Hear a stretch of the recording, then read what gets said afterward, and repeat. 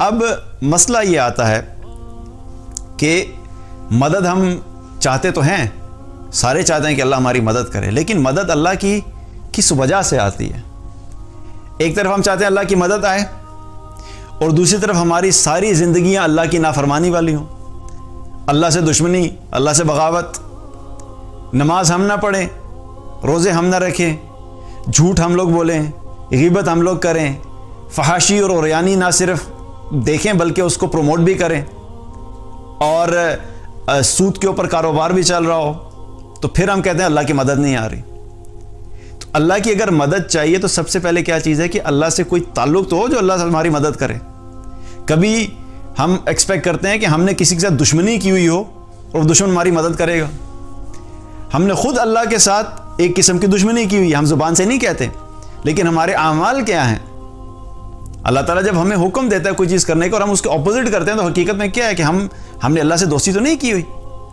تو پہلی چیز کیا ہے کہ ہمیں اللہ کی نافرمانی چھوڑنی ہوگی، تبھی اللہ کی مدد آئے گی۔ جب تک ہم اللہ کی نافرمانی نہیں چھوڑتے، چاہے ہم جتنے مرضی بڑے اکنامک پلان بنا لیں، چاہے ہم پولیٹیکلی جتنے مرضی سٹرونگ ہو جائیں، چاہے ہم ایجوکیشن وائز دنیا کی تعلیم کے مطابق ہم بہت آگے ایڈوانس ہو جائیں، چاہے ہمارے پاس دنیا کی سب سے بہترین ٹیکنالوجی بھی آ جائے، جب تک اللہ کی مدد نہیں ہوگی، جب تک اللہ سے تعلق نہیں ہوگا، جب تک اللہ پہ توکل نہیں ہوگا، جب تک اللہ کے سامنے ہم اپنی عاجزی اور انکساری نہیں بیان کریں گے، جب تک اللہ کو یہ شو نہیں کریں گے کہ اللہ ہم آپ کی مدد کے بغیر اور آپ کے حکم کے بغیر ایک قدم بھی نہیں چل سکتے، تب تک اللہ کی مدد نہیں آئے گی۔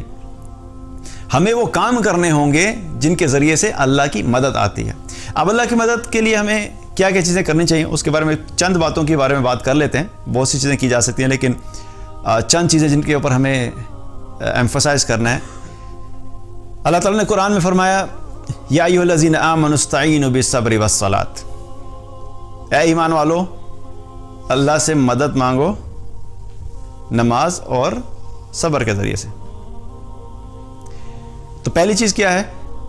نماز ایسی چیز ہے جس کے ذریعے سے اللہ کی مدد آتی ہے، اور نماز بھی صرف پڑھنا نہیں بلکہ نماز وہ جو خشوع والی نماز ہو، جس میں اللہ کا دھیان ہو، جس میں اللہ کی طرف دل بھی اللہ کی طرف ہو، ذہن بھی اللہ کی طرف ہو، اور انسان جو مدد مانگ رہا ہے انسان کا جو شعور اور لاشعور پورے طریقے سے متوجہ ہو۔ اور ہم جب نماز پڑھتے ہیں تو حقیقت میں ہم کیا کہتے ہیں؟ اللہ سے مدد ہی مانگ رہے ہوتے ہیں۔ ایاک نعبد و ایاک نستعین، کیونکہ فاتحہ، سورہ فاتحہ کیا ہے؟ وہ نماز کا لازمی جز ہے، وہ تو ہم پڑھتے ہی پڑھتے ہیں۔ اگر ہم کوئی اور دعا نہ بھی کریں تو یہ دعا تو ہم لازمی اللہ تعالیٰ سے ہر نماز میں کرتے ہیں کہ ایاک نعبد و ایاک نستعین، یا اللہ صرف تیری ہی بندگی کرتے ہیں اور صرف تجھی سے مدد مانگتے ہیں۔ تو ہم اللہ کو یہ شو کر رہے تھے کہ اللہ ہمیں آپ کی مدد کی ضرورت ہے۔ اور رسول اللہ صلی اللہ علیہ وسلم کا طریقہ بھی یہی تھا کہ جب بھی کوئی مشکل آتی تھی آپ صلی اللہ علیہ وسلم فوراً نماز کی طرف متوجہ ہوتے تھے۔ کہیں پہ چاند گرہن ہوا، سورج گرہن ہوا، فوراً نماز کی طرف متوجہ ہوئے۔ کوئی آندھی چلنا شروع ہوئی، فوراً نماز کی طرف متوجہ ہوئے۔ تو یہ رسول اللہ صلی اللہ علیہ وسلم کی سنت بھی ہے، اور یہی طریقہ ہے کہ ہمیں کیا ہے کہ نماز کے اوپر دھیان دینا۔ اور یہ نماز سے مراد فرض نمازیں نہیں ہیں، فرض نماز تو ہم نے پڑھنی ہی پڑھنی ہے، چاہے ہماری نیت ہو مدد لینے کی یا نہ لینے کی، فرض نماز تو ہم نے لازمی پڑھنی ہے، کیونکہ فرض نماز کی کوئی معافی نہیں ہے، ہر حال میں پڑھنی ہے۔ لیکن یہ کیا ہے کہ اپنی نمازوں کو، اپنی نفل نمازوں کو بڑھا دینا، نوافل کا اہتمام کرنا، اور نوافل کے ذریعے سے اللہ کی مدد کو طلب کرنا۔ تو پہلی چیز کیا ہے؟ نماز۔ اور دوسری چیز کیا فرمائی؟ صبر۔ صبر، جب تک سچویشن مشکل ہے اس میں کیا کرنا ہے؟ ہم نے صبر کرنا ہے، اور اللہ سبحانہ تعالیٰ سے شکوے نہیں کرنے، یا اللہ میرے ساتھ یہی ہوتا ہے، آپ کو میں ہی ملا ہوں یہ سب کرنے کے لیے، جب بھی کوئی مسئلہ آتا ہے ہمارے ساتھ ہی ہوتا ہے۔ ابھی ریسنٹلی ایک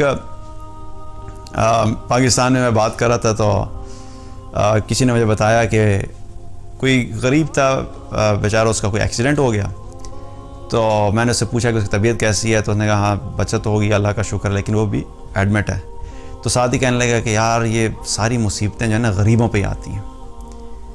تو میں نے کہا کہ اللہ سبحانہ تعالیٰ کا فیصلہ ہے، یہ کسی پہ بھی آ سکتا ہے، لیکن اصل میں تو کیا ہے، اس کا امتحان تو نہیں، ہمارا امتحان ہے۔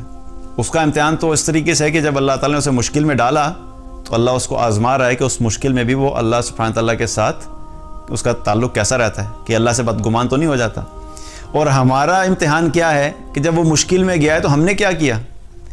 تو حقیقت میں کیا ہوتا ہے کہ جب بھی کوئی مشکل ہوتی ہے اس میں صرف اس شخص کے لیے امتحان نہیں ہوتا بلکہ ارد گرد میں جو لوگ جاننے والے ہوتے ہیں ان کا بھی امتحان ہوتا ہے. تو صبر کیا ہے کہ جب بھی مشکل آئے اس میں صبر کرنا. اور صبر سے مراد کیا ہے کہ صرف مشکلات میں صبر نہیں ہے بلکہ مشکل حالات میں اپنی عبادات اور اللہ کی اطاعت کو قائم رکھنا ہے. کیونکہ جب ہم عبادت کرتے ہیں تو تب بھی ہم صبر ہی کر رہے ہوتے ہیں کیونکہ ہم اپنے آپ کو اللہ کی اطاعت کی طرف لے کے جاتے ہیں اور کئی دفعہ بڑی مشکلات سے ہم اس کی طرف جا رہے ہوتے ہیں تب بھی ہم بہت سی چیزوں میں صبر کر رہے ہوتے ہیں. اسی طریقے سے جو اللہ کی نافرمانی ہے اس سے اپنے آپ کو روکنا یہ بھی صبر ہے. تو ہمیں ہر چیز میں اپنے صبر والے ایسپیکٹ کو قائم رکھنا ہے کیونکہ جب مشکل حالات آتے ہیں نا اصل امتحان اللہ کی طرف سے وہی ہوتا ہے. جیسے کہتے ہیں کہ فلٹر ہوتے ہیں لوگ جب سچویشنز آتی ہیں. جب آئیڈیل سچویشن ہے تب تو سب خوش ہیں, مال بھی ٹھیک ہے, جاب بھی ٹھیک ہے, بزنس بھی ٹھیک ہے, صحت بھی ٹھیک ہے, کوئی پرابلم نہیں ہے لائف میں تو سب ٹھیک ہے. لیکن اصل میں کون اللہ کے کتنے قریب ہے اس وقت پتہ لگتا ہے جب حالات مشکل ہوتے ہیں. تو اس وقت پتہ لگتا ہے کہ کون کتنا صبر کرنے والا ہے. تو ہمیں کیا کرنا ہے کہ اس سچویشن میں دوسری چیز جو اللہ کی مدد کو کھینچتی ہے وہ کیا ہے, وہ صبر کرنا ہے.